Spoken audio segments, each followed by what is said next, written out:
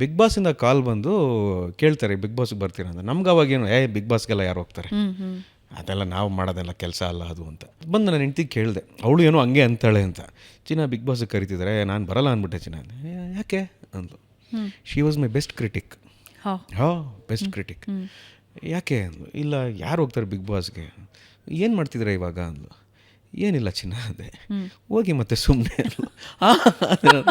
ಹೋಗಿ ನಿಮ್ಗೊಂದು ಎಕ್ಸ್ಪೋಜರ್ ಸಿಗುತ್ತೆ, ಜನರಿಗೆ ಇನ್ನೂ ಹತ್ತಿರ ಆಗ್ತೀರಾ. ಇಲ್ಲ 100 ದಿನಕ್ಕೆ ಹೋಗ್ಬೇಕಂತೆ ನಾನು. ಅವಳು ಇಮ್ಮಿಡಿಯೇಟ್ ಪ್ರಶ್ನೆನೇ, 100 ದಿನಕ್ಕೆ ಹೋಗ್ತೀರಾ ಅನ್ನೋ ಗ್ಯಾರಂಟಿ ನಿಮಗೇನು ಅಂದ್ಲು. ಹೌದಲ್ವಾ, ನೀವು 6 ವಾರಕ್ಕಂತೂ ಗ್ಯಾರಂಟಿ ಇರ್ತೀರಾ, ಅಷ್ಟೊಂದು ಓವರ್ ಕಾನ್ಫಿಡೆನ್ಸ್ ಯಾಕೆ, ಬೇಗ ಬರ್ಬೋದು ನೀವು, ಯಾರು ಗೊತ್ತು, ಹೋಗಿ ಬನ್ನಿ ಅಂದ್ಲು. ಹೌದಾ ಸರಿ. ನನ್ನ ಕಾಳಜಿ ಎಲ್ಲ ಆಕೆ ಮೇಲೆ ಇದ್ದಿದ್ದು. ನಾನು ಹೋದ್ಮೇಲೆ ಅವಳನ್ನ ಯಾರೆಲ್ಲಿ ನೋಡ್ಕೋತಾರೆ, that was how I was taking care. ನಾನು ಹಿಂಗೆ ಕಾಪಾಡ್ತಿದ್ದೆ ಅಂತ ನನ್ನ ಭ್ರಮೆ. ಈ ಕ್ಷಣಕ್ಕೆ ನನಗೆ ಗೊತ್ತಾಗ್ತಿದೆ ಅವಳು ನನ್ನ ಕಾಪಾಡ್ತಾ ಇದ್ದಿದ್ದು.